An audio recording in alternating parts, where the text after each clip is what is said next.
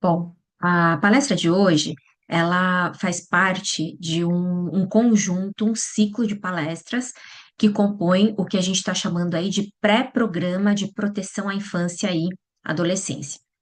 Esse programa de proteção à infância e adolescência não é uma invenção da Linda, não é uma invenção da igreja, tá? É uma diretriz legal. Então, eu trouxe aqui os termos da lei, que é extremamente recente, embora a determinação legal para que seja implantado o programa de proteção à infância e adolescência, aqui no caso, a direção é para escolas públicas e instituições aí públicas ou que têm parceria com governos que tratam com crianças e adolescentes. Já existem diversas organizações há muitos anos que trabalham com essa temática, mas aí eu trouxe aí transcrito uma parte ali dessa lei que estabelece aqui a capacitação contínua de educadores e profissionais para identificar e responder a situações de abuso, campanhas que alertam para os riscos de exploração sexual, instrução e ouvidoria para recebimento de denúncias de maus tratos, exploração e outras diretrizes. Então, com base nisso aqui, e isso aqui também, na verdade, é o reflexo, né, de diversas ações e iniciativas aí privadas, tá, da sociedade civil, é, que se organiza de diversas formas, como ONG, como igreja, como grupo de pais, como escolas particulares, para que haja, então, o combate a esse problema tão grave que é o abuso sexual, aqui, especialmente no nosso contexto, o abuso sexual de crianças e adolescentes, tá? Contra crianças e adolescentes, todo tipo de violência que você pode pensar, e especialmente no contexto da proposta, de hoje, a exploração, o abuso sexual. Aqui eu trouxe algumas organizações aí sérias que trabalham com crianças, né, numa medida ou outra, às vezes a especialidade dela não é o trabalho com crianças, mas faz parte, que tem praticado aí, que tem executado esse programa de proteção à infância e adolescência. Então, você tem a Visão Mundial, que é bem conhecida, a Associação de Missões Transculturais Brasileiras, né, ou a AMTB, que é aí o braço, né, dentro da IPB, que é o conjunto das igrejas presbiterianas aqui no Brasil, é o braço que pensa missões transculturais. Então, eles trabalham esse programa e capacitação para missionários, para que missionários possam implementar esse programa nos campos em que eles estão. A Junta de Missões Mundiais também tem um programa de proteção, que daí é o braço de missões da Convenção Batista, das Igrejas Batistas do Brasil. A Jocum Brasil, a Child Fund, né, que é uma ONG. E aí eu deixei mais duas outras referências que são ONGs que não são necessariamente cristãs, mas que também trabalham com essa temática, e você vai encontrar bastante material a respeito dessa questão aí, né, do conceito de abuso, de exploração, as estatísticas, como que a gente combate, e, e aí eu deixo essas referências porque é bem importante a gente se capacitar nesse sentido, especialmente como pais e pais de crianças e adolescentes que estão vivendo numa era bastante problemática. Sempre foi, né, desde a queda, desde o rompimento com Deus, mas o acesso desenfreado, descontrolado à internet, a todo o conteúdo que ela disponibiliza e as redes sociais, isso tem, sem dúvida alguma, escalado os problemas que a gente pode ter e considerar quando a gente pensa na sexualidade da criança e do adolescente, né? Do ser humano como um todo.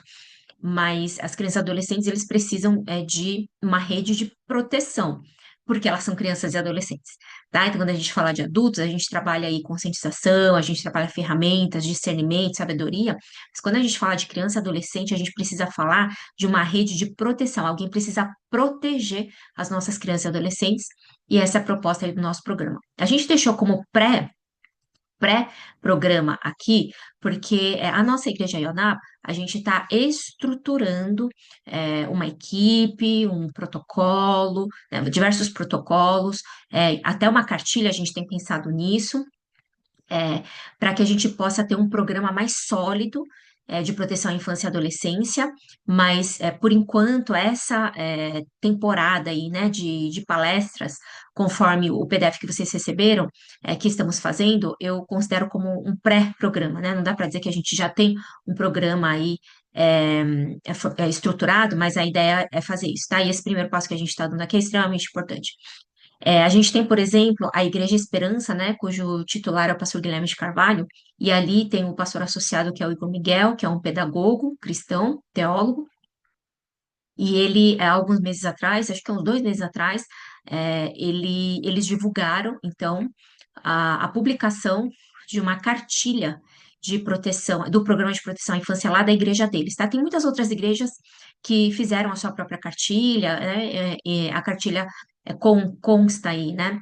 É, os protocolos daquela igreja, os meios aí de proteção, de prevenção, as campanhas, as capacitações, inclusive os canais para denúncia e os protocolos de atendimento àqueles que são aí, que se identificam ou são identificados como vítimas de abuso. Então, isso aqui é uma breve introdução para que você se sinta segura aí quanto ao conteúdo, que ninguém está inventando a roda, tá? Ninguém acordou um dia e falou, nossa, vamos, a gente está sem o que fazer, vamos inventar moda. É algo assim que tem acontecido e uma igreja do porte que a nossa e tendo um fluxo de pessoas e visitantes, como temos tido nos últimos 2 anos, é algo que a gente de fato precisa olhar e precisa se preparar e precisa implementar esse programa aí, tá bom? Então, como que a gente estruturou o programa? No PDF que vocês receberam, a gente explica ali. Ontem, nós tivemos um tempo com todos os professores de todo o departamento educacional da igreja. Então, desde aqueles que atendem, né, todos os nossos voluntários que atendem os bebês, depois no Brotinhos, o Clube, DS e Time de Deus, nós tivemos um encontro com eles e eles receberam aí a primeira palestra, uma palestra direcionada para educadores cristãos, com uma parte do conteúdo, inclusive alguns professores estão aqui. Vocês vão ver que uma primeira parte ali de definição da coisa ela é igual, porque não tem porquê e nem como ser diferente. Mas aí, quando a gente fala de aplicação prática desses conceitos e de como nós, pais, agora como pais, né? Ontem era como educadores, podemos proteger as nossas crianças e adolescentes, aí a gente vai ver então a diferença. Então, é intencional, tá? Essa ordem de por que que a gente trabalha com os educadores cristãos, com a igreja primeiro, depois com os pais, para que a gente possa começar o ciclo de palestras entre as nossas crianças. No próximo domingo, agora esse que está chegando, a gente vai ter, eu vou dar uma palestra para os adolescentes sobre a sexualidade, é uma introdução, né, gente? Porque 40, 50 minutos, 1 hora, não dá para aprofundar um tema tão complexo.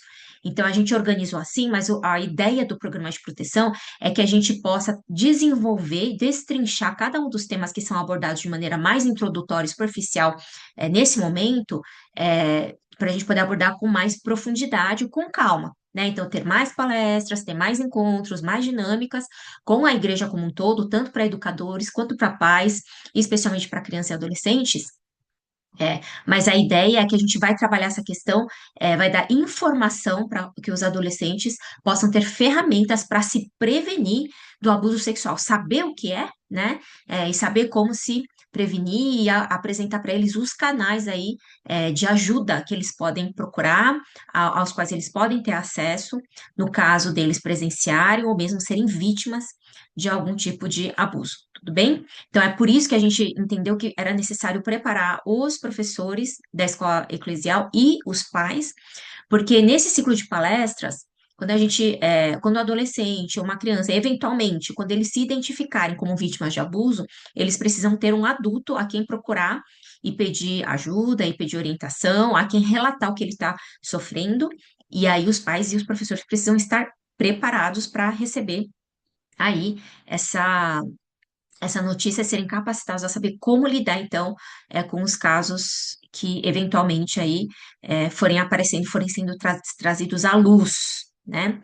Então, o grande problema do pecado, do mal, da violência, do abuso, é que muitas e muitas vezes ele fica encoberto, né? Não há denúncia. Estima-se que menos de 10%, cerca de 5% só dos abusos são reportados, né? São denunciados, abre-se inquérito e desenrola-se um processo em cima disso, né?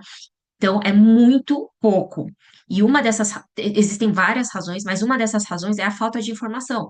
Muitas vítimas, a gente vê isso no trato do dia a dia com elas não sabem que estão sofrendo o abuso sexual, ou até que estão sendo exploradas sexualmente. E é por isso que a gente precisa informar, trazer à luz, para que possa haver restauração, né? Para que possa haver denúncia, possa haver o apontamento ali, a gente possa entender qual é o problema para poder tratar, tá? Eu trouxe aqui duas definições sobre educação sexual, tá? O que que é educação sexual? Aí você fala assim, meu Deus, aí a Linda vai lá nas crianças, nos bebês, nos adolescentes, vai falar sobre sexo. Não, educação sexual não é sobre sexo, né? Educação sexual é informação a respeito da sexualidade, faz parte da do desenvolvimento da sexualidade da criança e do adolescente. Quando a gente fala sexualidade, a gente não está falando só do ato sexual, também faz parte, mas a gente está falando do ser como um todo. E aí a Daniela Marques, que é uma psicóloga especialista, né, nessa área aí de sexualidade, ela atende, inclusive, muitas crianças e adolescentes que sofreram abuso. Ela define assim no livro dela: quando trabalhamos a educação sexual infantil, estamos educando pessoas para desenvolverem uma sexualidade, né, o conceito na sua raiz, sadia.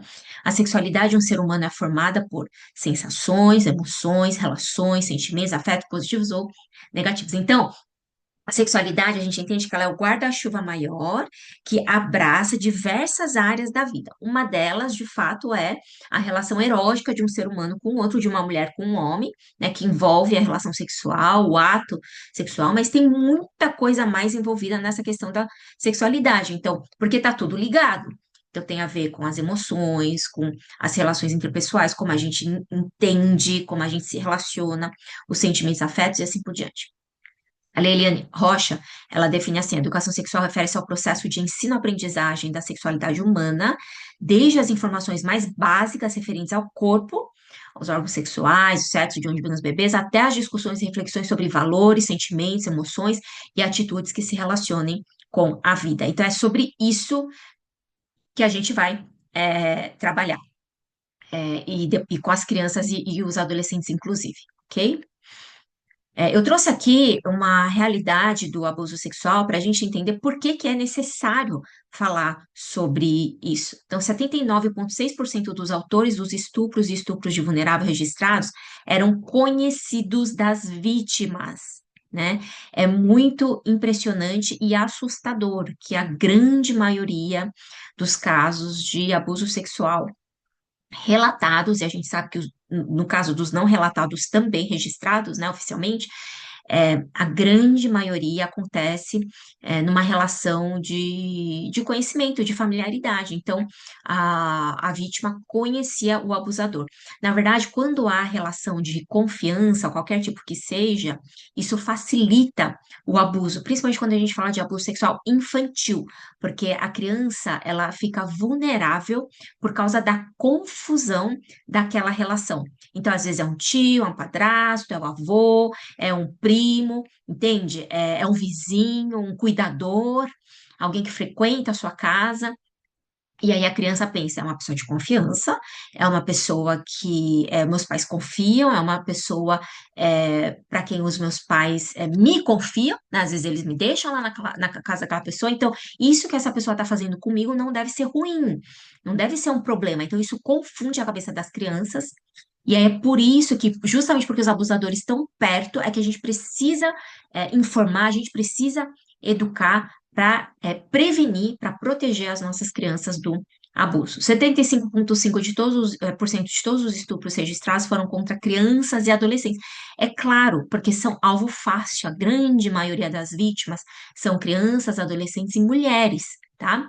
E dentro das vítimas de estupro, a 61,3% tem até 13 anos. Então, crianças pequenas sendo vítimas desse horror que é o abuso sexual. E é por isso que a gente precisa falar sobre isso como igreja, a gente precisa se preparar, e a ideia aqui é dar ferramentas para os pais, despertamento, claro, conscientização, mas especialmente ferramentas, e nos colocar como igreja aqui, e dizer, olha, a gente está aqui junto com você, a gente quer caminhar junto e quer te ajudar nesse processo aí, né, de formar as nossas crianças e adolescentes de maneira saudável, para que eles engajem, para que eles vivenciem um relacionamento com o Senhor de maneira saudável, um relacionamento verdadeiro, conforme a Bíblia ela ensina, porque o ser humano é uma integralidade, tá?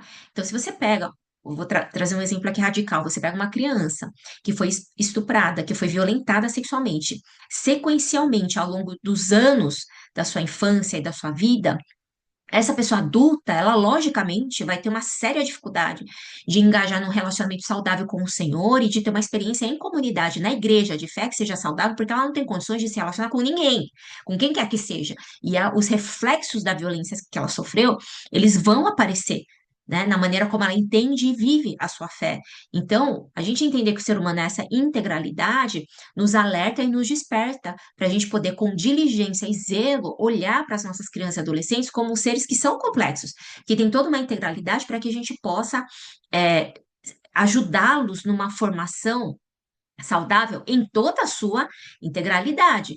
Ok? Então é aquela história, sabe? Quando você tá com fome, que você fica de mau humor, que você não ouve nada do que estão falando, ou que você até fica com sono, é mais ou menos o mesmo princípio, né? Como é que tá aí o emocional dessa criança, o físico dela? Se ela tá vivendo num ambiente de medo, de ameaça, de violência, como que essa criança tem capacidade de chegar num domingo e de adorar o Senhor, de compreender que Deus ama ela, que Deus é a minha rocha, a minha fortaleza? Como que isso funciona? Se daí eu saio da igreja e todos os dias eu sou violentada por alguém próximo, um parente, um padrasto, um avô, um tio. Então, é complexo. Então, não dá para gente, diante dessa realidade aí, em números, e da realidade que muitos de vocês não têm contato, porque a grande maioria de nós vivemos numa bolha, mas é uma realidade muito mais presente do que a gente gostaria, não dá para a gente ficar, não dá para a gente fingir que não está vendo, que não entende e que não sabe. Bom, então por isso que a gente está trazendo aí esse despertamento. Vamos lá, vamos definir então o que que é o abuso sexual. O abuso sexual infantil, aqui eu trouxe a definição que o Brian Pitondo traz, ele também é um psicólogo, né, teólogo, e ele, no meio cristão, ele trabalha bastante, né, ele é uma das referências aqui no Brasil, sobre proteção, à infância, tá? Abuso sexual infantil refere-se a qualquer ação de caráter sexual dirigida a uma criança em que não exista relação de igualdade. Então, esse é um fator aqui importante que a gente vai observar ali, depois, numa tela mais para frente aqui, na nossa conversa de hoje, eu vou até citar a questão do namoro. Essa história de criança e adolescente namorar é bastante problemática, tá? Porque a gente vai ver bastante acentuada essa relação de desigualdade. Não existe a relação de igualdade. E quando não há relação de igualdade, isso é um fator que agrava a possibilidade de abuso sexual, tá ok? Então, criança e adolescente que engajam em namoros, existem grandes chances de ela estar se relacionando aí, né, com um rapaz que é mais velho, que é mais forte, e aí você já tem caracterizada uma relação de desigualdade, ok? Por isso é uma das razões, não é a única razão, claro, né, mas é uma das razões porque os especialistas em proteção à infância e adolescência têm aconselhado, têm sugerido, têm orientado a sociedade como um todo, especialmente pais, a não promover essa história de namoro entre crianças e adolescentes, porque não funciona isso, né? Não existe. Isso daí é você jogar a sua criança ou adolescente ali é, que não sabe nadar, jogar dentro, jogar em alto mar, tá bom? Então, não sabe nadar é isso, não tem a estrutura necessária, nem física, nem emocional, nem psicológica, nada. Então, aí o abuso sexual pode ser realizado sem que haja nenhum tipo de contato físico ou com contato físico entre o abusador e a vítima. Tá? A gente sabe que isso pode acontecer, especialmente com esse advento aí das redes sociais, do virtual.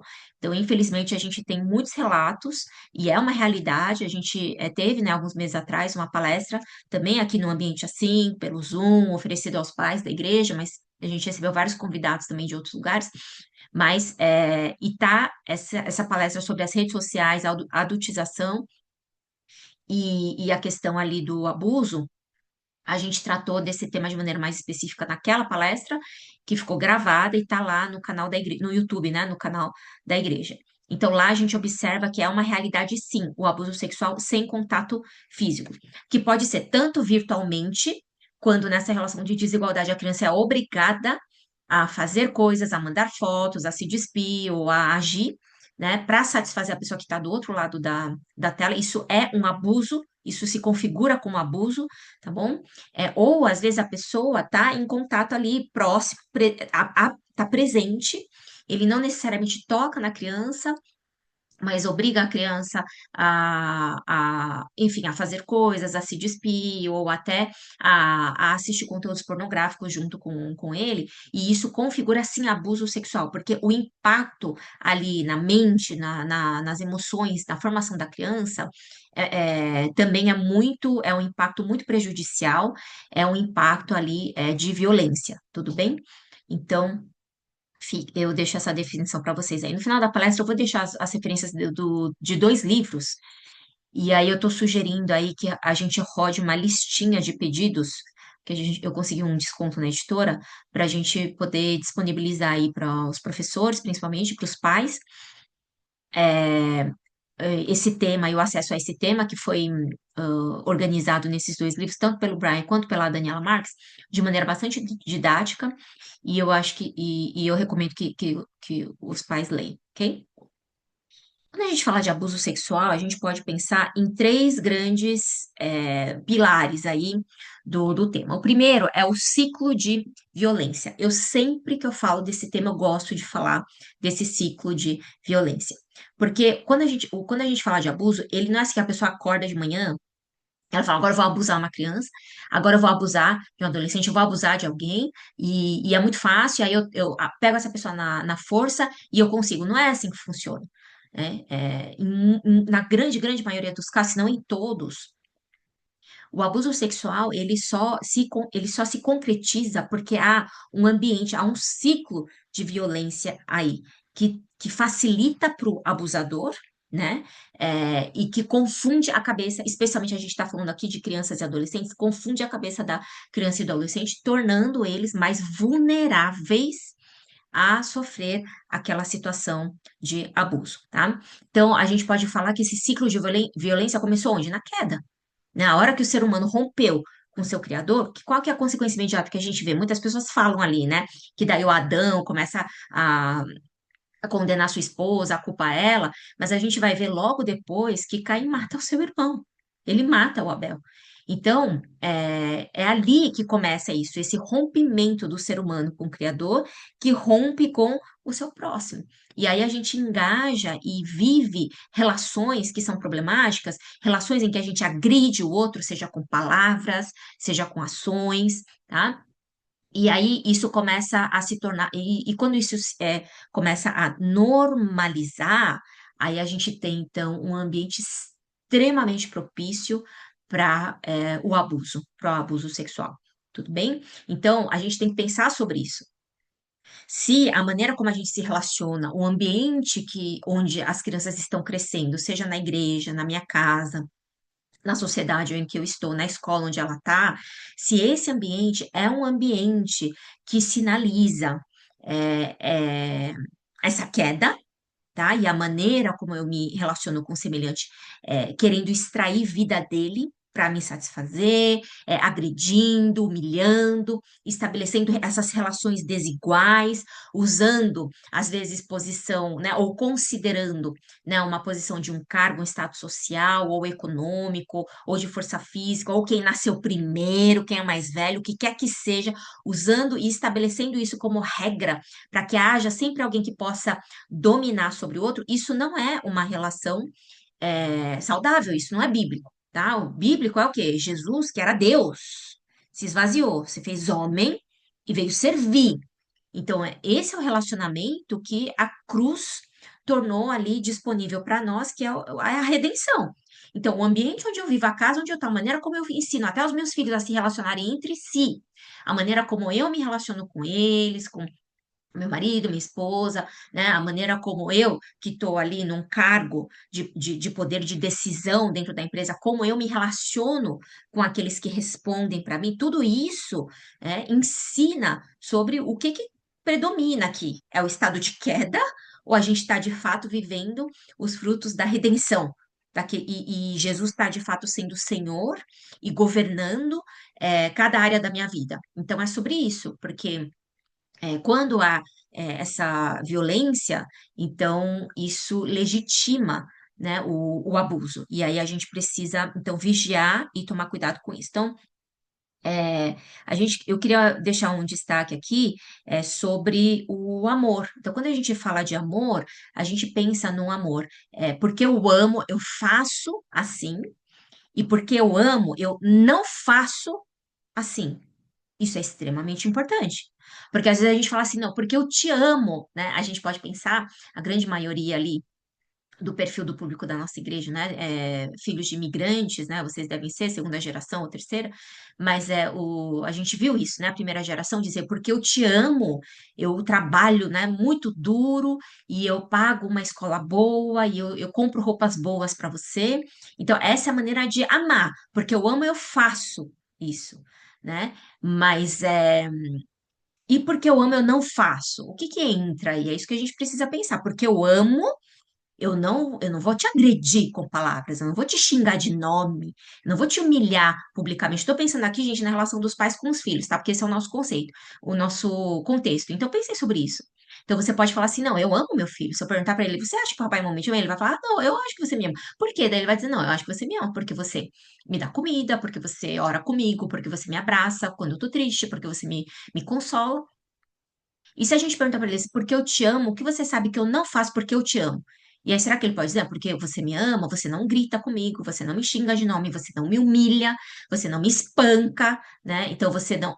Será que tem? A gente tem que pensar nesses dois aspectos, porque quando a gente ama, a gente também tem que não fazer algumas coisas, né? A gente não estoura em cima da criança e não desconta nela o estresse do trabalho e assim por diante, né? Porque a gente ama, a gente não tem uma agenda que prioriza o meu bem-estar.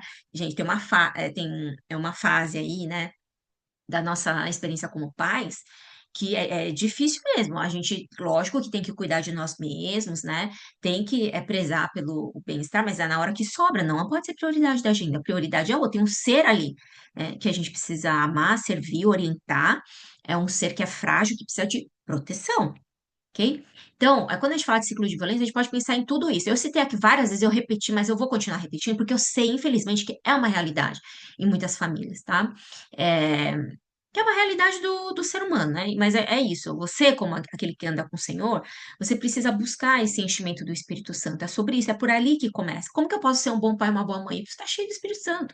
Por quê? Quando você fala do fruto do Espírito, ali tem aquelas 9 características que é justamente o que a gente precisa para não promover um ambiente de violência, entende? Que propicia aí o abuso. Então, a gente precisa estar cheio desse Espírito Santo. E quando não tá, e não tem problema, porque a gente não tá sempre. E quando errar, a gente saber para onde que a gente tem que voltar.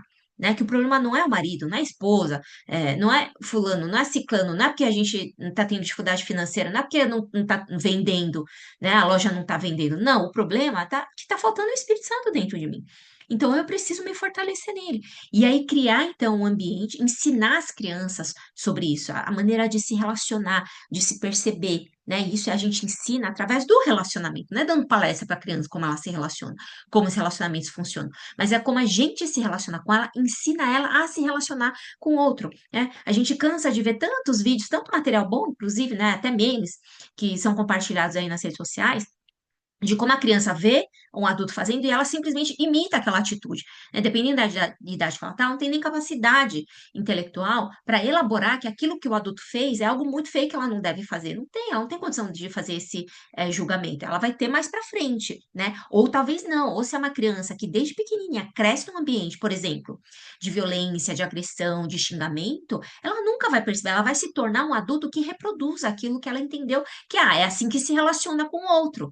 Entende? E aí, quando Jesus fala que o maior mandamento é amar a Deus e amar o próximo, como a você mesmo, certamente ele não está falando que amar o próximo é xingar, é humilhar, é explorar e é abusar do outro, né? E é agredir o outro, seja emocionalmente, psicologicamente ou fisicamente. Então, como é esse amar a Deus? Como é esse amar o próximo? A gente precisa ensinar isso para romper esse ciclo de violência, de maneira que quando essa criança ela cresce num ambiente, todos eles. Então, ontem eu falei sobre isso para os educadores cristãos. Que ambiente nós estamos criando aqui na nossa igreja, na nossa comunidade de fé, em cada departamento. E nas nossas casas, que é aqui o nosso público hoje, pais. Qual é o ambiente que nós estamos criando aqui na nossa casa? É um ambiente de respeito, é um ambiente saudável, é um ambiente que sim, a gente não é perfeito, mas quando a gente pede desculpa e a gente perdoa. É um ambiente onde a centralidade é a vontade do Senhor, não a nossa, em que a gente não está enchendo os nossos corações e buscando desenfreadamente ídolos e acumular tesouros na terra, mas é um ambiente como família. A gente está buscando o reino de Deus antes de todas as coisas, em que a gente se relaciona com quem quer que seja ali o patriarca do patriarca lá, da linhagem, ou seja, a pessoa que vem fazer a limpeza na minha casa, a gente cria um ambiente que todos são amados e tratados com respeito, né? Amar o outro como eu sou amado, amar o outro como Jesus me amou. Quando é esse ambiente que a gente cria, essa criança, quando ela se encontra numa relação em que há violência, ela consegue identificar a diferença. Ela fala: opa, tem alguma coisa errada aqui porque não é do jeito que eu aprendi. E aí o problema do contrário, uma criança que cresce com gritaria, com os pais xingando, falando que é burro e não sei o quê, e pior, né? É, quando pais estabelecem ali não uma educação que constrói, né, mas de ameaça, de punição. Se você não fizer, eu vou te bater. Não, eu te bati porque eu te amo. Esse é o pior de todos. Né? Eu te bati porque eu te amo. O que a gente tem de relato de mulheres vítimas de relações abusivas, que foram exploradas sexualmente, são mulheres que cresceram ouvindo isso. Eu te bato porque eu te amo. Então, há uma confusão ali na formação da sexualidade, lembra aquele guarda-chuva maior? De como ela entende as emoções, as relações, que está desvirtuada. Então, nós, como pais, temos essa responsabilidade. Nossa, mas eu tô muito brava, eu tô com raiva. Então, eu preciso me resolver, porque eu que sou adulto aqui da casa. Eu preciso ir lá, vai jejuar, vai se esvaziar, né? Faz o combinado aí com outro adulto que tá na casa, seja o marido, a esposa, ou outro adulto ali presente, responsável. Olha, hoje eu tô muito nervosa, não tenho condições de lidar com essa criança e esse adolescente. Você pode fazer isso por mim hoje, porque senão, se eu for lá, eu vou descompensar nele, entende? E a criança e o adolescente não tem culpa de a gente não saber regular as nossas próprias emoções, a gente tem que buscar ajuda, tá? E se você tem um caso aí de ira incontida, se você tem tido acessos de raiva que são muito agressivos, se você é alguém que quando tem raiva você quebra tudo, você soca a parede e você xinga, né, de nome feio, você precisa se tratar.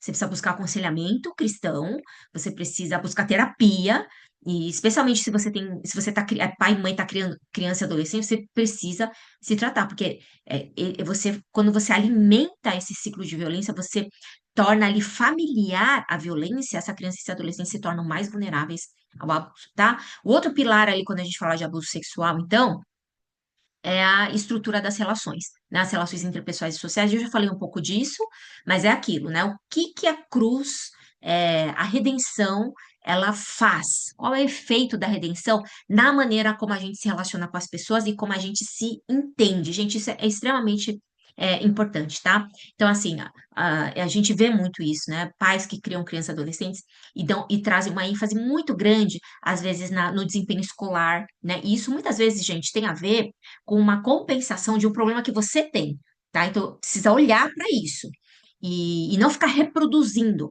esses ciclos problemáticos. Então, eu tenho que levar para Jesus, ser redimido e deixar ele conduzir de maneira diferente. Tá? Então, esse negócio de, eu sou assim porque aconteceu comigo, isso daí você não teve encontro com a cruz, então, porque a cruz faz nova todas as coisas, né?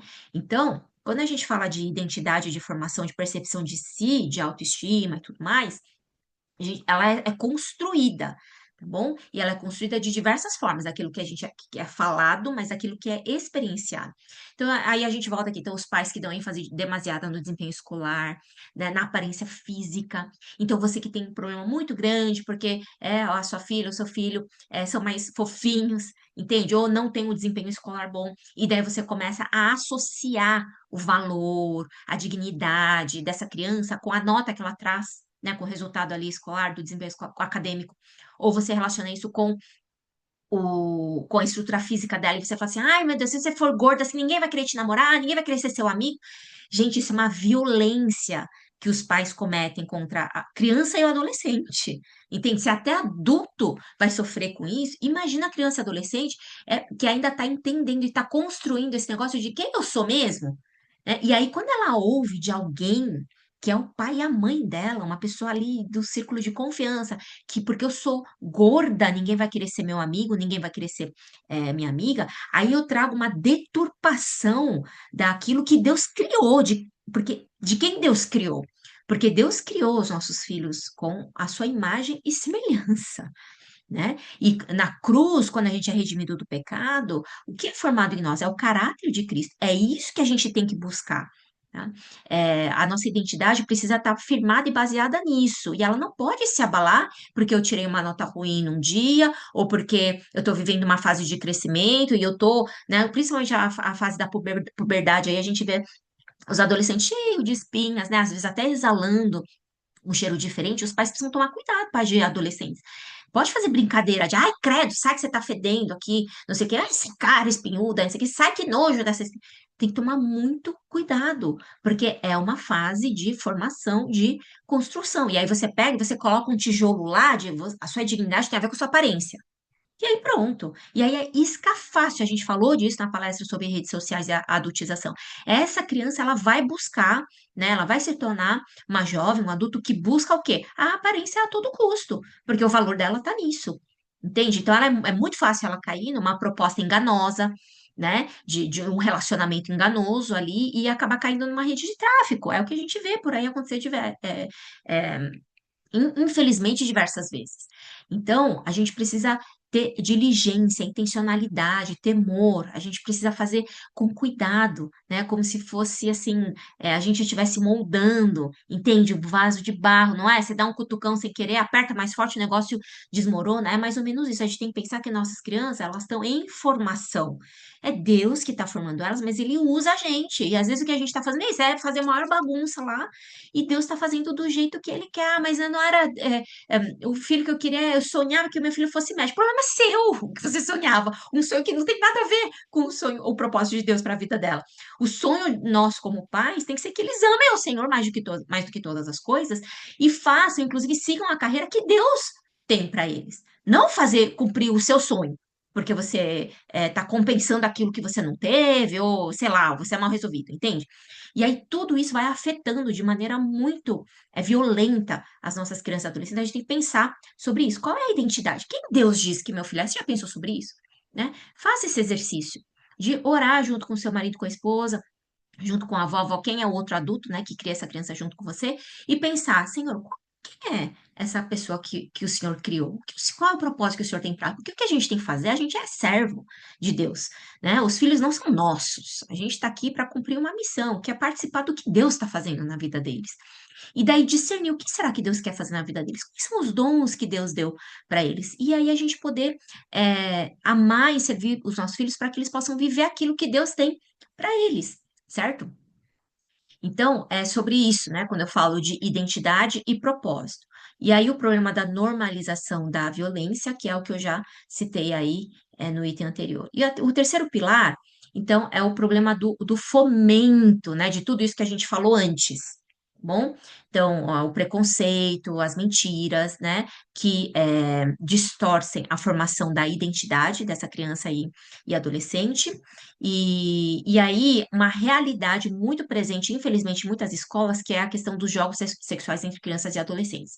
Então, jogos que as crianças aprendem ali nas redes sociais, ou em contato, é muito comum, crianças que foram abusadas ou estão sendo abusadas, que elas reproduzam aquela ação com outras crianças, né, com os seus iguais ali, e isso vai acontecer onde? No ambiente escolar. Então, gente, acontece muito mais do que vocês gostariam. Se eu citasse nome aqui de escolas onde eu sei e acompanhei crianças e adolescentes que sofreram abuso sexual por meio desses jogos de outra criança e outro adolescente, vocês iam ficar assustados. A ideia aqui, gente, não é apavorar e assustar e nem fazer com que ninguém fique paranoico. Eu vou falar disso mais para frente, mas é despertar para uma realidade que está ali debaixo do nosso nariz e que a gente precisa vigiar, a gente precisa saber. E o conhecimento, ele é libertador, né? Porque ele orienta, trazer para luz, não deixar nas trevas. O pecado é tratado assim, quando traz para a luz. Tá? Então, e aí esses jogos sexuais aqui, gente, são duas atenções que a gente precisa ter. A primeira é o que que os nossos filhos adolescentes estão acessando na internet. A gente já falou disso na outra palestra.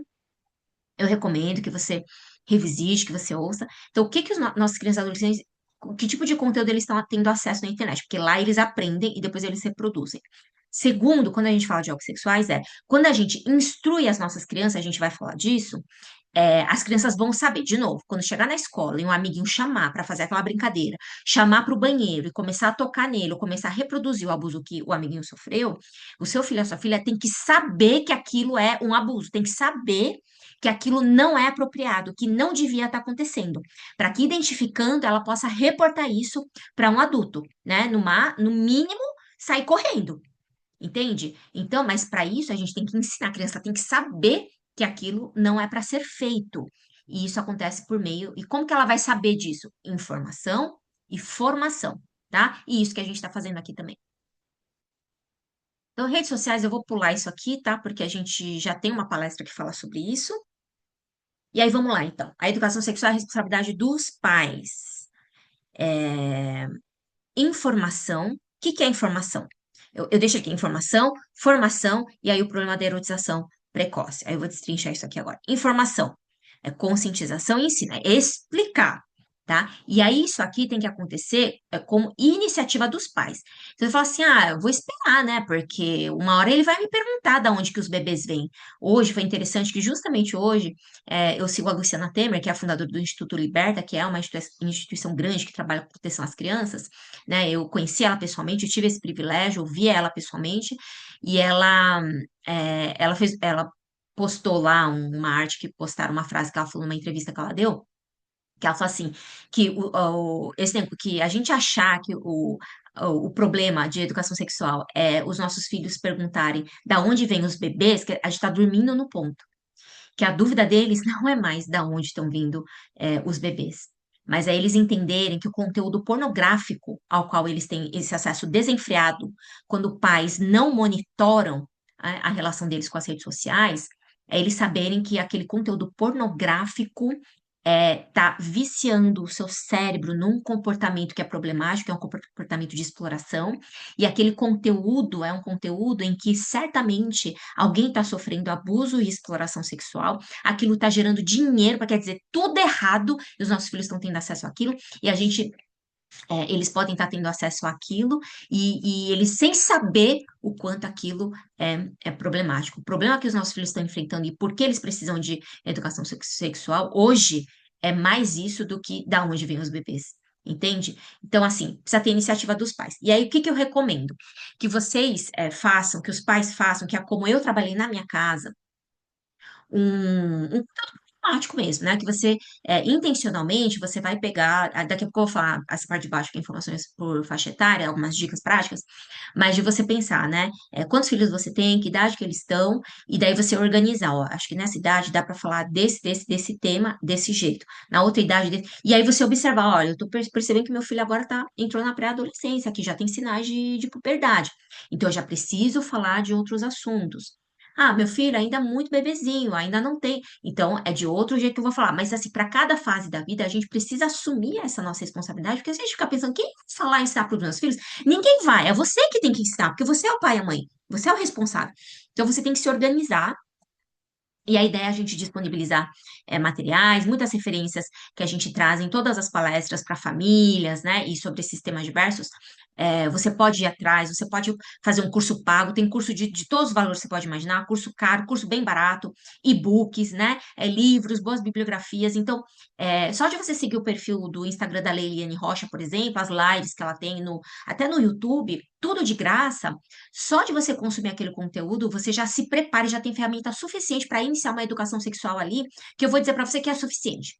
Tá? Se você não é alguém que vai ensinar sobre isso e preparar outros adultos e responsáveis para a educação sexual, você não precisa fazer os cursos complexos, né? Aqueles que, no caso, eu fiz, eu tive que fazer, ou eu faço. Mas como pais, aqueles conteúdos que tem ali já são suficientes. Já dá para até disponibiliza materiais, né? Hoje a gente tem Pinterest, tem Google, tem um monte de recursos, inteligência artificial. Você pode montar atividades ali lúdicas, né? De pintar, desenhar e com isso ensinar e educar a sua criança na sua sexualidade. A gente está falando aqui de informação ainda, tá, gente? Já pincelei a parte da formação, a gente vai falar depois, mas eu tô falando aqui de conteúdo mesmo teórico. Entende? O que que é relação sexual, o que que é um homem, o que que é uma mulher, né? Quais são os órgãos aí genitais, onde que pode uma pessoa, onde que não seja, que se não for papai, mamãe e o médico, que ninguém mais pode tocar, quais são essas partes ali? Quando a gente fala de pré-adolescentes e adolescentes, a gente já pode falar de partes erógenas que são estimuladas, porque eles já sentem estímulo sexual, né? Criança ainda não, mas adolescente sim. Então a gente já tem que ensinar que ela não tem que ser e se expor a um estímulo sexual desenfreado, ela precisa dominar e controlar isso. Porque o estímulo sexual faz parte da nossa natureza. Deus nos criou assim como um preparativo para desfrutar do prazer sexual, mas isso tem que acontecer dentro de uma relação de compromisso, e aí essa relação é o casamento. Então dá para já iniciar essa conversa com, mas aí tem que nomear e explicar os conceitos, tá bom? Então, faça esse conteúdo programático, vá buscar informação, se organiza. Se você tiver dúvida, entre em contato com a gente, pede conselho, pede ajuda, a gente te ajuda, né? Eu tenho feito isso com muitas e muitas famílias. Então, a gente está aqui para isso, a igreja está aqui para te dar esse apoio. Mas quem é pai e mãe é você. Não é função da igreja, é sua função, tá? A igreja tem uma outra função, que é colaborar, que é a parceria, mas você que é o pai e mãe, você que está com ele todos os dias, é você que recebe a sua criança quando ela volta da escola. Então, é para você que ela pode contar que houve ali uma tentativa de abuso, que tem um amiguinho se comportando de maneira diferente, é você que está lá e você tem que estar lá, tá? Não terceirize a criação, a formação do seu filho e da sua filha. Tá bom? Por que você não está lá quando eles voltam da escola? Ah, porque é autocuidado. Então, autocuidado é na hora que sobra. Entendeu? Porque você tem uma responsabilidade que é mais importante que o autocuidado. Não adianta você se autocuidar e viver uma vida saudável sozinha, enquanto os nossos filhos estão se lascando, porque você entregou para as redes sociais, para a internet, para o diabo. Entende? Então, precisa acordar. Quando a gente fala de conteúdo, quando a gente fala de informação para os nossos filhos e crianças, é o conteúdo espiritual óbvio, né? E o conteúdo sobre sexualidade, que é o contexto da palestra de hoje. Quando a gente fala de espiritual, aqui é uma ênfase que eu já dei, outras vezes que eu sempre dou, que eu dei para os professores ontem, do que a gente está falando? O que que você está ensinando a respeito de espiritualidade para os seus filhos? Né? Você está ensinando quem é Deus? Quem é Jesus? Você está ensinando o evangelho para ele? Porque é sobre isso.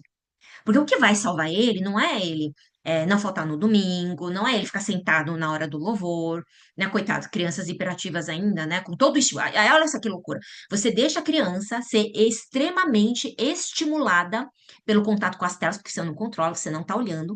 Então, ela é extremamente estimulada, e aí, obviamente, que ela não vai aguentar, ela não tem estrutura para isso, e ela não está sendo formada para isso, porque ela fica lá com estímulos extremos, ela não vai conseguir ficar 30 ou 40 minutos sentada, né? Ouvindo uma pregação da igreja, tudo. E aí você ainda condena ela. Tá entendendo a loucura? A gente precisa tomar ali as rédeas da criação dos nossos filhos. Não é sobre ser perfeito, não é sobre saber tudo. Ninguém é perfeito e ninguém sabe tudo. Mas o problema é que essa desculpa de, eu não sou perfeito, tá fazendo a gente se esconder atrás do que, na verdade, é uma grande negligência, tá bom? Então, que Deus tenha misericórdia, que Ele nos capacite. Se você tem sido um pai e uma mãe negligente, se arrependa, recebe o perdão, agora mesmo, nesse minuto, e aí já no minuto seguinte já vamos começar a fazer um negócio orientado, né, direito, com sabedoria e com temor. Então, tem que explicar, ensinar quem é Jesus. Eu sempre falo isso. Todas as palestras que eu dou para os pais, quando uma criança, quando o adolescente ele tiver 15, 16 anos e ele for oferecido tudo que você pode imaginar, hoje está acontecendo, claro que muito mais cedo, né? Desde os 9 anos já a gente já tem relato. Quando ele é oferecido tudo que você pode imaginar, desde contato com drogas, relação sexual, todo tipo, o que que vai fazer essa criança, esse adolescente dizer, não, eu não quero isso? Né? É o mesmo princípio dela identificar, não, eu não vou aceitar esse tipo de agressão, de violência, eu não vou aceitar que você me trate assim, porque lá em casa ninguém fala assim comigo. Então, eu não vou aceitar. Isso é uma violência, eu vou denunciar. O que que vai fazer a criança identificar, né? E o que que vai fazer a criança, então, tomar a decisão? Não, eu não vou por esse caminho. Vai ser o amor dela a Deus. Ela entender quem ela é, que ela é filha de Deus, que Deus é o pai dela, né? Ela saber o quanto ela é amada, saber que a identidade dela é Deus que Deus tem um propósito, que não tem nada melhor do que viver a vontade dele, não tem nenhum lugar mais seguro, e é porque ela quer agradar a Deus, ela vai dizer não para determinadas coisas, vai dizer sim para outras, tá? Não é ela saber que Davi matou Golias, tá bom? Que vai fazer ela tomar. Então, como que você está ensinando o cristianismo, o evangelho para o seu filho? É sobre isso. Aí o ponto é como que você entende o evangelho? tá? Então, se você fala que é cristão, mas você não lê a Bíblia, não sabe nada da Bíblia, você, não, eu sei que Davi matou Golias. Tá, o que mais que você sabe? Quem é Deus?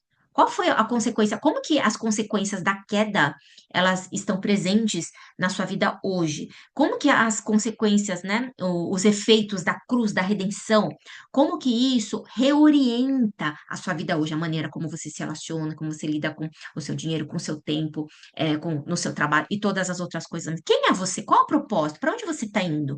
Né? Onde você encontra o seu prazer? Onde está a sua suficiência? Quem é a sua segurança? É sobre isso. Então, a gente precisa revisitar a nossa própria fé para poder ensinar uma fé que é apropriada para os nossos filhos, tá? E eu vou dizer mais, assim, até e depois, quando essa criança, o sofrimento que ela tem, às vezes não foi um abuso sexual, mas todo tipo de sofrimento. E se foi um abuso sexual, aonde que está a resposta para isso, né? Ah, minha criança, meu filho está sendo bulinado, manda para terapia. Tá, a terapia tem o seu papel e a sua função. A gente, no Ministério de Aconselhamento, a gente tem contato, parceria, amizade com muitos terapeutas, a gente faz encaminhamento para terapia, inclusive para psiquiatria. Mas esse negócio, esse festival de, ai, tem um sinal ali de algo que não está no lugar, manda para terapia, isso também é terceirização.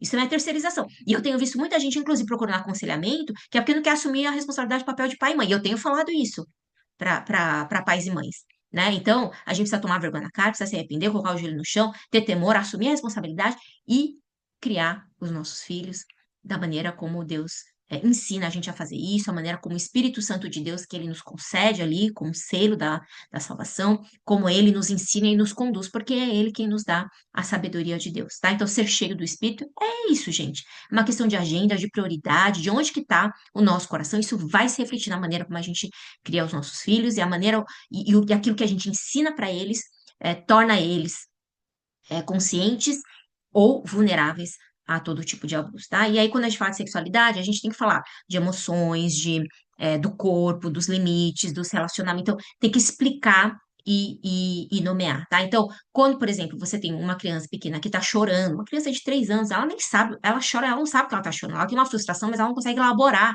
a razão e causa, ela não entende essa relação de causa e efeito, entende? Ela tá frustrada chorando e você, por que você tá chorando? Por que você tá chorando? Para de chorar, para de chorar.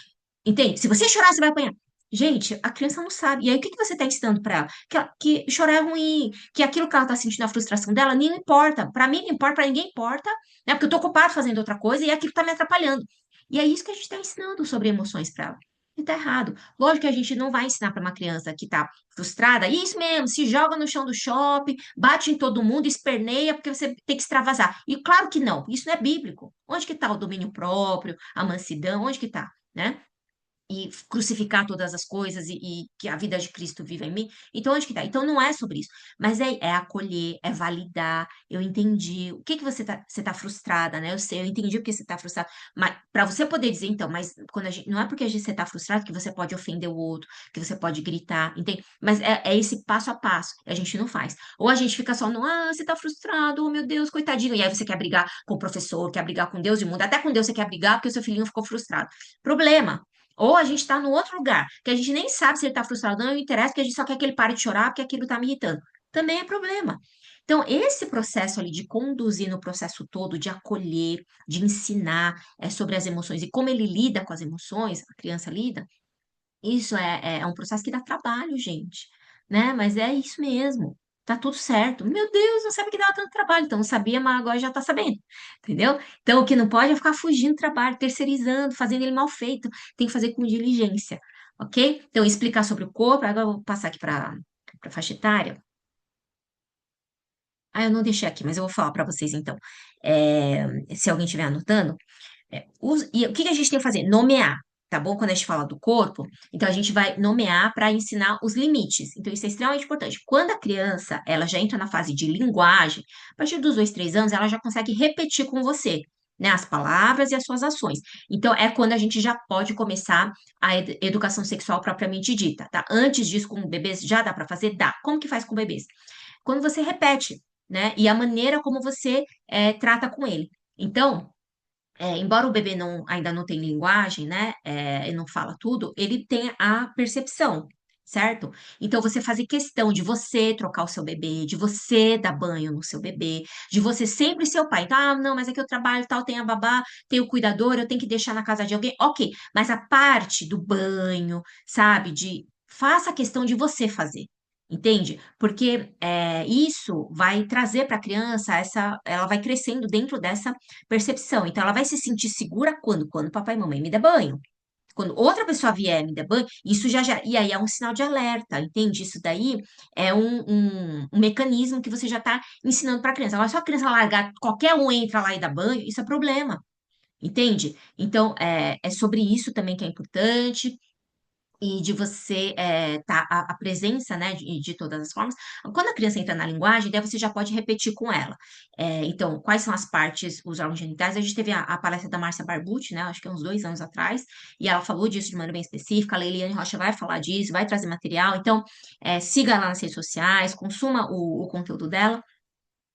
E aí depois eu vou mostrar umas imagens aqui para vocês, mas é mais ou menos o trabalho que eu vou fazer com as crianças nesse ciclo de palestra que a gente está tendo, tá? Então, lógico que não com o time de Deus, semana que vem ali a abordagem vai ser outra, mas aí depois a gente tem com brotinhos, com o Gloob e com o DS. Então, em cada lugar eu vou levar um material visual diferente, a gente vai ensinar de maneira lúdica, mas a gente vai fazer esse exercício de nomear as partes do corpo, por exemplo, no Gloob e no DS, tá? Então, vai dizer que é a vagina, é o pênis, é o seio e tal.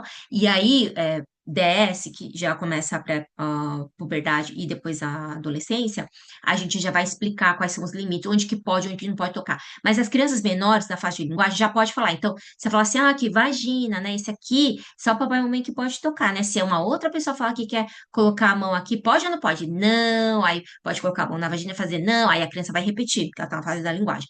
Então, esse exercício a gente pode fazer.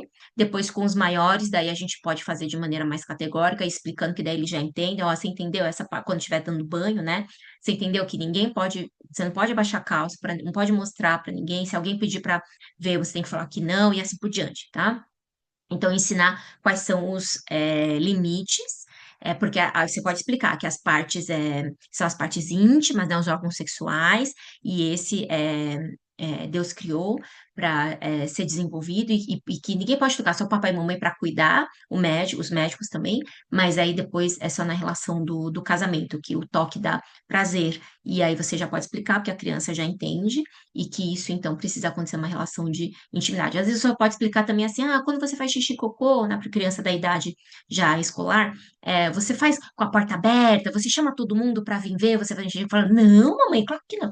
Então, é porque é algo que é íntimo. Quando a gente fala que é íntimo, é algo que é só seu, mas papai e mamãe pode ver, que o papai e mamãe às vezes ajuda, né, você a limpar tudo. Então, quem que pode ver a sua parte, a sua intimidade, entende? E aí você pode usar esse recurso aí. E aí dos relacionamentos, já falei, né? Quando você ensina a criança como se relaciona com as pessoas. Então, não é com agressão, não é batendo. Se você é uma pessoa que bate nos seus filhos de maneira agressiva, desconta, né? Quando você bate neles, agride fisicamente, você bate na sua esposa, soca a parede, quebra tudo, você está ensinando para o seu filho isso, que é assim que se relaciona com o outro.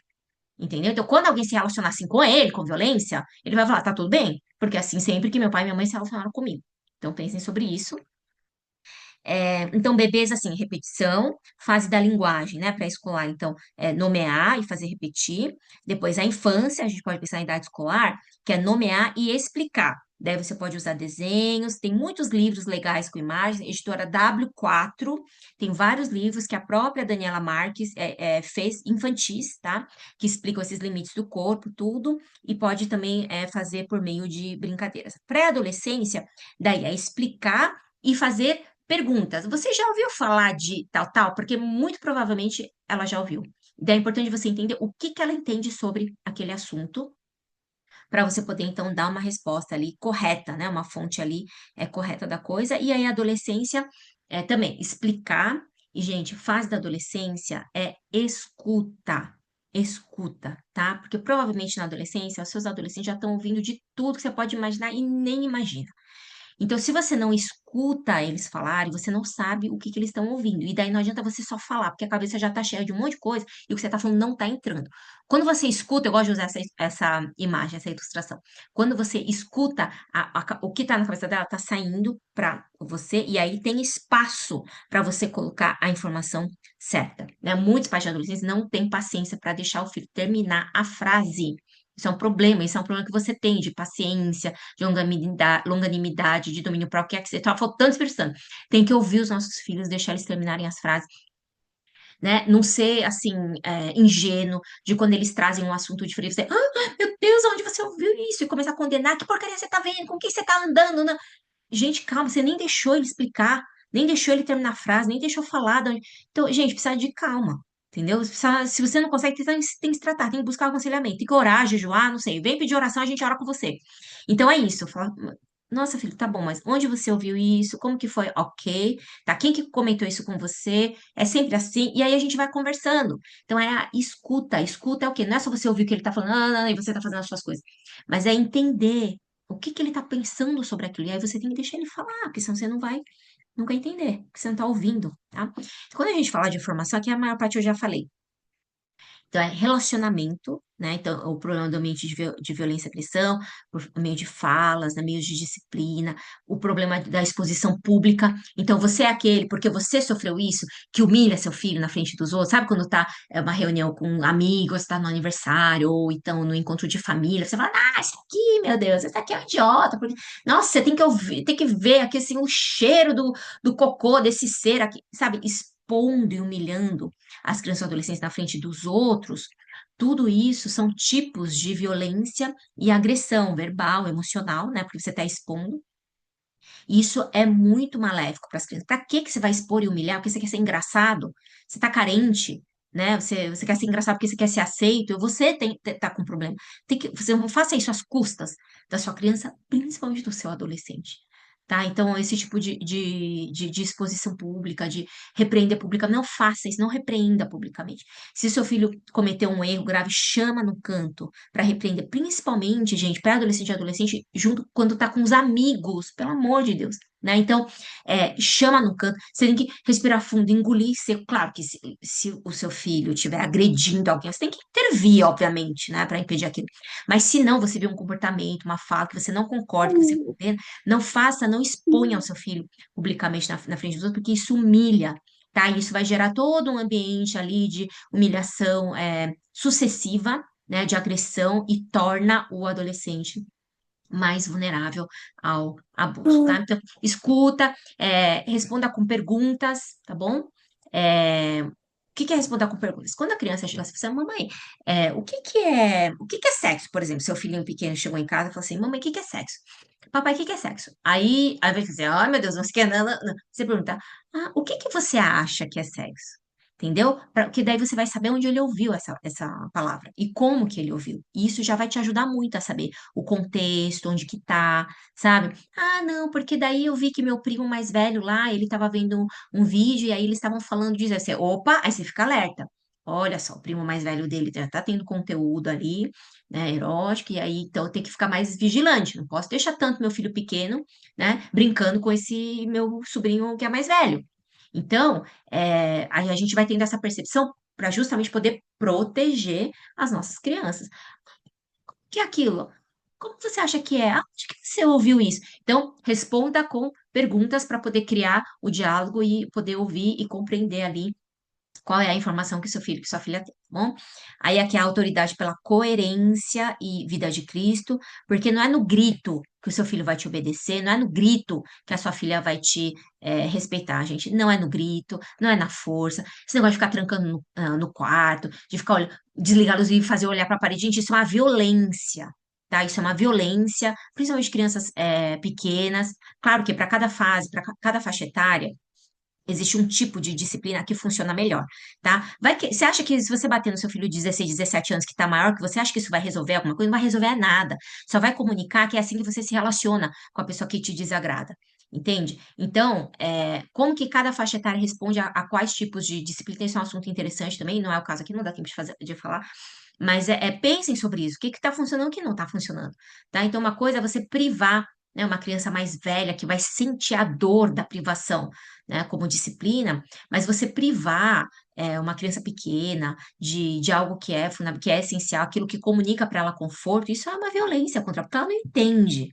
Tá? Então a gente precisa ter mais atenção, mais cuidado, não só querer fazer para poder aliviar a raiva que eu tô, a indignação que eu tenho, ou porque eu que tô certo, eu que mando, mas a gente poder entender o que está funcionando ali, porque os filhos não são nossos, de novo, é de Deus, a gente tem que colaborar, participar daquilo que Deus quer fazer na vida deles. Tem um processo ali de formação saudável, então a gente precisa participar e ajudar, né? Então, não só ficar inerte e sem fazer a nossa função, e também não atrapalhar, né? E muitas vezes a gente atrapalha. Então, de novo, essa questão de você estar cheio do hospital. Eu queria enfatizar essa parte que eu deixei até em letra maiúscula, que é a presença. Isso é a presença dos pais é fundamental no desenvolvimento da criança, tá? E que desenvolvimento emocional, psicológico, espiritual, que é o que dá condições de estrutura para ela identificar e combater o abuso. Ela não se torna vulnerável ao abuso, ela tem força e estrutura para combater, para gritar, para denunciar, para dizer não, para estabelecer os limites dela. A presença dos pais é fundamental. E não é só presença física, não é para você largar tudo e começar a passar o dia todo na escola com seu filho pequeno, não é sobre isso, né? Mas é quando você estar com eles, e quando estar, você estar presente ali, ouvindo, conectado, conversando, fazendo coisas juntos. Então é sobre isso. O quanto você tem sido presente. Essa história da família chegar em casa, cada um entrar no seu quarto, cada um conectar num computador, cada um entrar ficar no seu celular, isso não tem presença, embora vocês estejam dentro ali do ambiente da estrutura física lá do apartamento.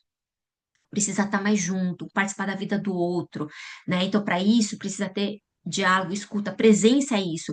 Tá, o seu filho tá saindo, sua filha tá indo para uma festa, tá indo para um acampamento, vai assistir filme.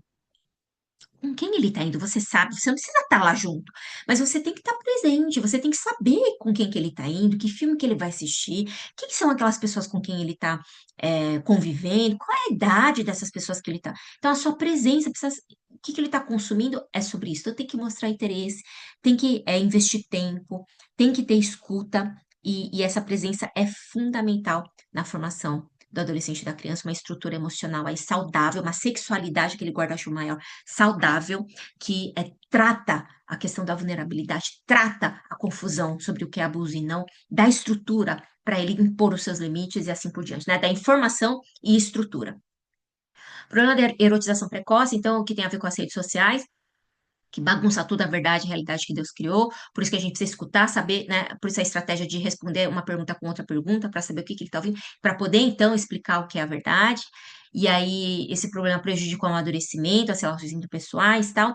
E daí tem toda essa questão aí, materialismo, vestimento, que eu já falei sobre isso, de você associar a identidade, o valor da criança com, enfim, a roupa que ela veste, se ela tá gordinha ou não tá, a nota que ela tirou, o que que ela gosta de comer, enfim. Então, tudo isso a gente tem que tomar muito cuidado, porque a gente a gente pode interferir de maneira positiva ou extremamente negativa na formação da autoestima, que é a percepção que eu tenho de mim mesma. Né? Então, a criança e o adolescente precisa crescer tendo uma percepção a partir de quem Deus diz que ela é, entende? Então, assim, até quando você é um pai, uma mãe que fica ali, tudo você fica chateado com seu filho, aí você não fica bravo com seu filho, você me chateou, e aí você acha, você cria seu filho de maneira que ele tem que te agradar sempre, isso é um problema. Não é você que ele tem que agradar, ele tem que agradar a Deus, entende? Então, como que a gente está estabelecendo essas relações é extremamente importante, e aí os problemas ali de padrões de masculinidade e feminilidade são problemáticos, e daí a gente entraria até num outro tema, que é a formação da sexualidade do ponto de vista do gênero, né? Então, do feminino e masculino, mulher e homem, e aí a distorção desses conceitos, que podem até levar a uma questão ali de distorção do feminino e masculino, que não é conforme a palavra que Deus criou e que pode desembocar aí em relações, em homossexualismo, né? Em transexualismo, enfim, e em relações homossexuais. Então, precisa tomar cuidado. Então, quando você fala assim, homem que é homem tem que não sei o quê. Mas quem falou que homem que é homem? Tá na Bíblia isso? É Deus que falou, o Espírito Santo que te revelou isso? Ou é da sua cabeça? É do seu preconceito? É do machismo estrutural que você vive, do qual você também foi vítima, entende? Então, essa história de que, porque mulher que é mulher não faz isso, tem que tomar cuidado, gente, com esse negócio que a gente fala, porque a gente já pode minar a formação a formação da estrutura emocional, da sexualidade dos nossos filhos e adolescentes. Então, isso precisa estar bem assim coerente de acordo com o que a palavra diz, a sabedoria do Espírito, e tem que ter acolhimento, sabe? Tem meninos que não gostam de jogar futebol, gente, tá tudo bem.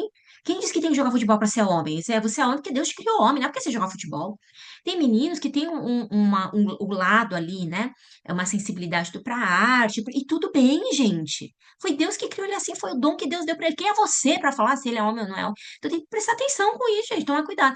Ah, tem menina que gosta de usar calça larga, ou roupa, né? Tem uma fase também de da adolescência, que não gosta de usar saia, que não quer usar salto, que não quer se maquiar, e tudo bem. Quem disse que ela é mulher porque ela se maquia ou porque ela ela gosta de usar saia? Ela é porque Deus fez ela mulher, não importa se ela vai usar saia, se ela vai usar calça, se ela vai se maquiar ou não vai se maquiar, então a gente precisa parar de ficar ali intitulando e trabalhando essa coisa da erotização e valorizando demais o corpo e em todos os aspectos. E, de novo, gente, a gente ensina isso uma relação com o corpo, saudável, feminilidade, masculinidade, não só quando a gente faz chanzori, né, discurso e palestra para as crianças, mas a maneira como a gente lida com o nosso corpo. Se você é uma pessoa que tem um problema, que idolatra o seu corpo, a aparência, o físico, né, você é uma... Então, é isso que você está ensinando, comunicando para os seus filhos. Então, precisa de ajuda. Né? Você precisa ajustar aí. E aí, gente, o namoro na infância e adolescência, que é o que eu já falei, lembra que a gente viu lá a definição de abuso, que o Brian fala que uma das características é a relação desigual, não há igualdade na relação. Então, isso a gente pode pensar em cargos, tá? Então, as relações, assim, de extrema hierarquia, que é muito presente na cultura oriental, isso é bastante problemático, tá? Isso fomenta o ambiente de abuso. Então, a gente precisa vigiar, prestar atenção. Então, esse negócio, inclusive, gente, você tem que respeitar porque ele é mais velho, não sei o quê, não sei. É porque é mais velho que eu tenho que respeitar, eu tenho que respeitar porque é um ser humano, é um ser que tem a imagem e semelhança de Deus, porque é o meu próximo, então eu tenho que respeitar, seja mais velho ou seja mais novo. Claro que os mais velhos podem ter uma responsabilidade diferente, porque tem uma estrutura, uma coordenação motora, às vezes, diferente, então ele vai assumir responsabilidades que um bebezinho não assumiria, mas isso de você estabelecer que a idade é parâmetro, que um manda e outro obedece, isso é bastante problemático. Ao cargo que tá, porque é mais velho, porque é o avô, porque é o pai. E daí? Entende? Assim, vocês estão entendendo, né? Não é pra já a gente sair por aí esculachando todas as relações, desrespeitando todo mundo. Claro que não. Tem que respeitar, tem que honrar, né? Mas não é porque é o avô. Gente, eu tô citando aqui o caso de avô, porque tem muitos casos de avô, crianças que são abusadas pelo avô, né? Quando ficam no cuidado dele, todas aquelas coisas. Então, é, e daí que é o avô? Se ele ele não pode me tocar de maneira indevida. Não interessa se é avô, se é chefe, se é pastor, se é professor da igreja, presbítero, não interessa quem seja, o Papa não pode me tocar de maneira indevida. Ninguém pode. Então, isso que a gente precisa ensinar para as crianças. Mas se você ensinar para ela que existem condições que tornam a pessoa imune ao questionamento, e aí você confunde a cabeça dela e ela se torna vulnerável ao abuso, sim. Tá? Então, assim, quando você não deixa a criança questionar, por exemplo, se ela não pode te questionar porque você é o pai, porque tudo que você falar tá certo, então você está ensinando para que existem condições, entende? Que fazem relações, tipos de relações, né? Condições da pessoa em determinadas relações em que o seu filho tem que só calar a boca e engolir. E isso torna ele vulnerável ao abuso. Tá entendendo o que eu tô falando? Então, assim, tem que abrir espaço, tem que ensinar a questionar, lógico que com respeito, mas precisa ensinar a questionar. Sim, assim, não é não. Não importa quem seja nesse sentido, porque, inclusive, assim, o valor, assim, se fosse valorar o ser humano, se é que é possível fazer isso, o valor é tudo igual, né? Lembra da ceia. Ali, o que que a ceia nos lembra? Que é o mesmo sangue, o mesmo pão que nos salva. Não tem sangue especial e pão especial porque o cara é adulto, porque é pastor, porque é presbítero. É o mesmo. Então, ali a gente é igualada, todo mundo o mesmo problema, que só pode ser salvo pela uma cruz. Entende? Então, isso a gente precisa ensinar, não só na fala, na teoria, mas na maneira como a gente se relaciona com as pessoas e com os nossos filhos. Então, eu também tenho que admitir, às vezes meus filhos me questionam, fazer aquela cara de não concordei, e eu vou falar, ok, você não concordou, então vai, me diz. E eu quero ouvir. Eu entendi. Eu entendi porque ele não concordou, porque eu errei na interpretação da situação. Eu tenho que saber admitir isso. Não é porque eu sou mãe que eu tô sempre certa. Mas aí ele vai achar que pode ser muito pelo contrário. Quando a gente cria os nossos filhos com essa estrutura emocional de respeito, com a capacidade de questionar, eles têm os tijolinhos aí da emoção bem colocadinhos e ajustados, eles vão entender muito melhor sobre respeito, sobre limites, né, sobre responsabilidade, muito mais do que aqueles que crescem o pai e a mãe gritando, espancando, e é assim que funciona. Isso daí não forma nada. Isso só inibe. E o que está inibido, que não está resolvido, que não está formado, uma hora vai extravasar de maneira problemática, na verdade, da mesma maneira como ele foi ensinado, tá bom? Então, quando a gente fala de namoro, na infância e adolescência, gente, os pais têm que estar atentos, tá? Não tem que fazer brincadeira. Criança e adolescente não tem que namorar, porque eles não têm estrutura, eles não têm ainda condições fisiológicas de controlar um estímulo sexual. Por isso que eles engajam assim de maneira. E aí a gente tem índices altíssimos de gravidez precoce e tudo mais, porque falta informação, mas também quanto mais a criança é exposta a namoros precoces, mais a chance dela engravidar. Porque você fala, meu, aí não adianta falar, pode namorar, mas não pode engravidar. Não adianta falar, porque na hora que a coisa esquentar, ela não tem condições de controlar o seu corpo. Se nem os adultos têm direito, imagina um adolescente que ainda não tem todas as estruturas de autorregulação, né, formadas. Então é isso, gente. Não estimulem, sabe? Não encorajem. Criança e adolescente namorando com maior de idade. Aí outra, mas tá namorando, não sei. Aí tá, cada família tem a sua questão. Eu tô falando aqui de um princípio assim mais o universal, mas é porque a chance dessa criança e adolescente entrar numa relação de condição desigual, então é isso, às vezes é uma pessoa mais velha, né, que tem uma estrutura corporal, é mais forte, e tudo isso, imagina, dois adolescentes, os dois desenfreados, os dois sem capacidade de autorregular, os dois com os hormônios fervendo.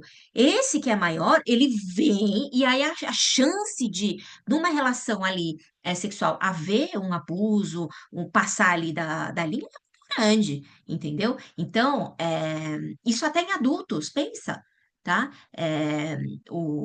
Por isso que a grande maioria das vítimas de abuso sexual são mulheres, porque elas são fisiologicamente mais frágeis, entende? Então não tem como competir com um cara que é grande e abusador. Então, precisa olhar para isso. Então, os lugares onde vai, se vocês que têm filhas meninas, por exemplo, que tá andando muito, muito com um grupo só de meninos, meninos grandes, e aí passa tempo junto, vai no apartamento do menino, vai no céu, tem que ter cuidado, né? Porque daí ela fica ali numa relação onde há possibilidade. Então, não é, gente, dá para ficar paranoico, falando, meu Deus, ela tem um amigo que é maior, não pode ser amigo dele. Não é sobre isso.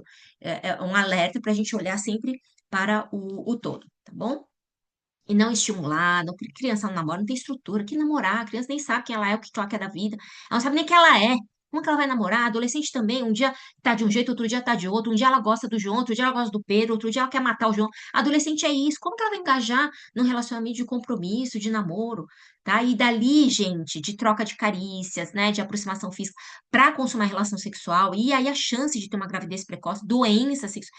Gente, então assim, depois não adianta, né? Então, precisa prestar atenção nisso. Vamos lá. Proteção e dicas práticas. Controle do acesso à internet, isso que a gente já falou exaustivamente. Acho que não tem dúvidas em relação a isso. Tem que controlar, tem que saber o que os nossos filhos estão consumindo.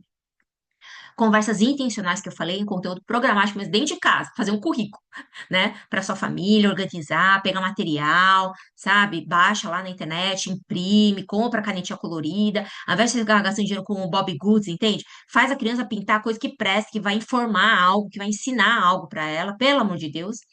E daí, ó, eu queria deixar aqui alguns sinais e sintomas. Eu trouxe assim, eu fiquei na dúvida, gente, se eu trazia isso ou não trazia, porque eu sei que tem gente aqui que pode ser mais paranoico, né? Alguém que vai ouvir depois esse vídeo depois e vai ficar paranoico. Não é sobre ser paranoico, tá? Assim como até as questões assim, até doença física, né? Que a gente os médicos não saem diagnosticando aí com leviandade, eles fazem, porque eles têm que olhar um monte de sintoma, porque tem que ter várias coisas que casam para a gente dizer que é ou não é. É a mesma coisa, tá? Mas eu quis trazer, porque faz parte do programa de proteção. Então, eu trouxe aqui só dois, tá? Dois sinais e sintomas que podem ser sinais e sintomas de que a criança está sofrendo ou sofreu abuso sexual. Não é determinante, tá? A criança pode estar tendo esses sinais e sintomas e não ter sofrido abuso sexual. Pode, tá bom? Mas, na grande maioria dos casos, crianças que sofreram abuso apresentam esses sinais e sintomas. Rejeição repentina de alguma figura. Então, uma criança que de repente não quer ficar perto de homens, por exemplo, de um certo tipo. Às vezes o abusador tinha cabelos grisalhos, de repente essa criança não quer mais. Não, ou então o tio, um primo, um vizinho, né, andava junto, tal, mas não quer mais de jeito nenhum, não quer, não quer, não quer, não quer, não quer. De repente ela pegou ranço, né, digamos assim. Tem que ficar atento. Pode só ser algo assim da fase de vida, e enfim, não é o sinal definitivo, gente, categórico, tá? Mas precisa ficar atento. Então não fica forçando, entende? Se chega o cara lá, o velho, que exala lá um cheiro de. E ele fala, me dá um beijo, a criança não quer dar o beijo. Não vai forçar a beijar. Tá entendendo o que eu tô falando? Ah, mas é o amigo da família. E daí que é o amigo da família? Minha filha não vai se obrigar a beijar ninguém, quem quer que seja. Entende? Então, tem que tomar cuidado com isso. E é outro sinal, mudança brusca de comportamento, tá? Então, sono, apetite, humor, ela tá, né, tá chorando demais, não tá dormindo, tá tendo muito pesadelo, não quer mais comer, tá muito agressiva, violenta, ou ela tá reproduzindo assim, você pode observar algumas palavras que ela faz, seu idiota, não sei, algumas palavras que você fala, gente, se você falar assim, ela fala assim porque eu falo assim com o meu marido e minha esposa, aí você tem que se tratar, mas se você não fala assim, tá vendo? Porque o ambiente que a gente cria é fundamental para não tornar a criança vulnerável, também não confunde a gente, que é pai e mãe que tem que proteger. Você não sabe se a criança está reproduzindo aquilo porque alguém fez isso com ela ou se é porque você faz isso com ela.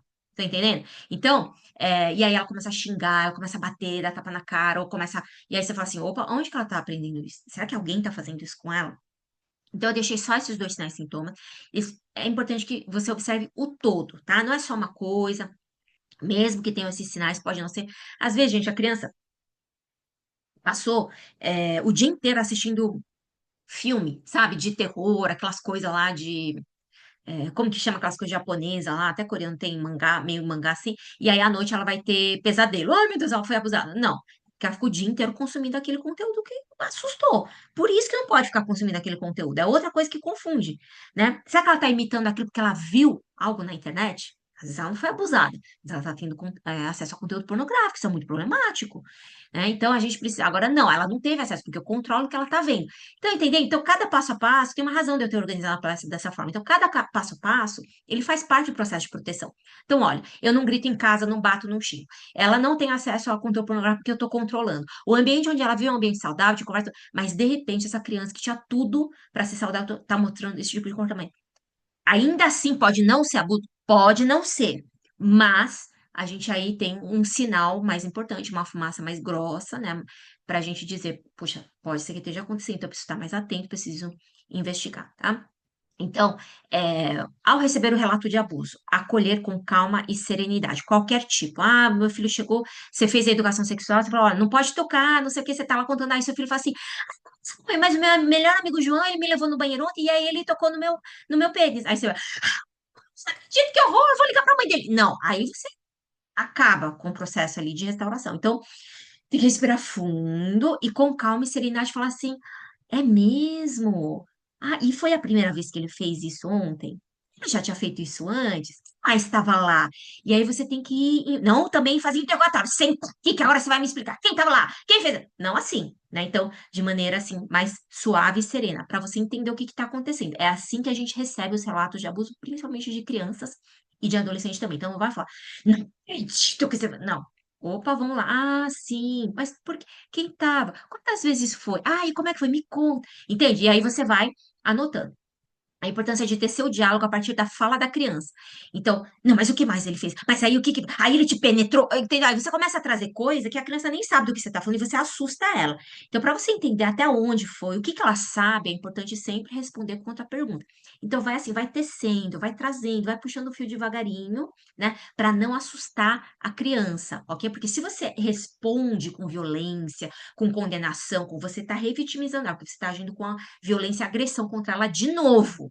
Entende? Sendo que ela tá te contando, ela tá vulnerável, ela tá se abrindo e contando algo que ela sofreu. E daí, se você volta para ela com agressão, com violência, e aí você revitimiza ela. Então, precisa ter muito cuidado, porque ela não tem culpa. Gente, essa é outra coisa que tem que tomar cuidado. Tá? Vamos supor, chegou, porque daí o João me levou lá no banheiro e daí ele falou pra eu abaixar a calça e não sei o que lá. E aí você vai falar assim: você é idiota, por que que você vai no banheiro com ele? Aí você tá falando que a culpa é dela, que ela tem culpa em ter sido abusada. Isso, gente, é um absurdo, tá? A vítima nunca tem culpa. Nunca. Isso é porque a menina tava lá rebolando, não sei o quê. Tá, mas aí quem abusou dela não precisava ter abusado dela, porque ela tava rebolando. São dois problemas diferentes, entende? Então, nunca a vítima de abuso tem culpa. Nunca. Estão entendendo isso? O problema é o abusador é quem tem culpa. E a gente tem que tomar cuidado. E se a gente se deparar com situações assim, ou receber relatos, de a gente não culpar a criança, especialmente se ela tiver sido vítima aí de qualquer tipo de abuso. E aí o que a gente tem que fazer? Encaminhar para a equipe treinada, tá? É, eu vou deixar aqui, a gente está trabalhando isso, então, prevenção, o acolhimento a gente faz como? Por meio de aconselhamento e também terapia. A denúncia, se você souber de algo, deve ser. Se você souber que está acontecendo algo na escola, você precisa procurar as autoridades, a diretora, precisa conversar com ela, tá? É importante também que você entenda ali se a escola tem essa estrutura, tem uma equipe especializada de escuta, porque daí se a diretora sai por aí, tirando um ponto da nota de todo mundo, porque eles estão fazendo jogos sexuais no meio, isso não adianta, não resolve, só piora. Então, antes de você levar o assunto, você pode tatear, sondar e perguntar, ver como que eles estão lidando com aquela situação, se tem programa de proteção a infância lá na escola, sugerir que eles façam, certo? Mas tem o Disque 100, tem o Disque 180, se você souber de uma criança que está sendo abusada, de alguém que está sofrendo abuso, para você ligar e fazer a denúncia, é anônima. Rede de proteção, quando a gente fala, nós temos várias ONGs, tá? Eu faço parte de uma ONG que trabalha com essa temática. Tem outras especializadas, tem o espaço de proteção à criança de uma amiga, né, a Andrea, e o Brian Piton também faz parte dessa rede. Então, ONGs que trabalham com a temática, que podem nos auxiliar, orientar, que tem equipes de psicólogo, assistente social, tudo, que podem nos ajudar no processo, né? Defensoria Pública da União, para trabalhar essa parte aí criminal, né, do problema, Ministério Público Federal, tal, tem agentes ali, e o Conselho Tutelar, tal. Aqui, equipe treinada, o que acontece? Como eu falei para vocês, a gente está formando essa equipe na igreja, tá? Então, por enquanto, se acontecer de chegar um relato para você, se tiver alguma dúvida, ou se você soube que está acontecendo, ou seu filho sofreu abuso, ou enfim, ou você sofreu abuso, né? Na sua infância, adolescência, enfim, você nunca trabalhou, por enquanto, eu sou o contato, tá? E aí eu faço o encaminhamento para a equipe de aconselhamento, somente se você quiser fazer assim, mas eu faço encaminhamento para terapeutas e eu te ajudo nesse processo aí, nesses protocolos ali importantes e necessários no processo do acolhimento às vítimas de abuso. Mas em breve nós vamos ter, né? A gente já está formando já temos pessoas ali, uma equipe que vai fazer esse atendimento para a nossa igreja, uma equipe que vai ser capacitada, treinada, e eu tenho acesso a muitas pessoas que têm também especialidade, porque são parceiros, né, que trabalham junto comigo. Então, referências, não é da minha cabeça, não é o que eu acho, não é o que eu quero. São assim, a gente tem muito temor, muito cuidado para trazer e ter referências seguras, tá? Então, anote aí meu telefone se você não tiver. E daí, por enquanto, eu sou o canal. Eu queria mostrar aqui para vocês o material, alguns exemplos de material que eu vou trabalhar com as crianças, para você não ficar apavorado. Eu não vou ensinar sexo para as crianças. Entendeu? Isso quem tem, você ensine para suas. Eu ensinei para os meus filhos como funciona a relação sexual, tudo. Você ensina para os seus, eu posso ensinar também em outra ocasião, mas não é isso que a gente vai fazer nesse ciclo, tá? Nesse ciclo a gente vai dar as bases da educação sexual. Então aqui, ó, na minha parte do corpo, tá vendo que tem, é como se fosse aqui, como que chama aquele jogo lá que você pega a palavra e completa lá na lacuna? Palavra cruzada, sei lá. Então, vai ter o da menina, do menino. Esse aqui a gente já consegue trabalhar com o DS, tá bom? E com, tipo, com os mais velhos daria, mas com os pequenos não dá. Daí eu vou pensar, eu ainda tô pensando como eu faço. Se a gente corta, os professores ajudam a colar, ou se a gente já deixa os nomes prontos e as crianças repetem. Então, é mais ou menos isso. Com os bebês, com o pessoal do Brotinhos, eu também vou fazer isso aqui de No Meu Corpo, mas como você coloca muitas palavras confunde, a gente vai fazer só algumas partes, eu vou fazer eles repetirem junto comigo, entendeu? Então, sei, nanã, aí pode ou não pode? Não pode, pode, e assim por diante.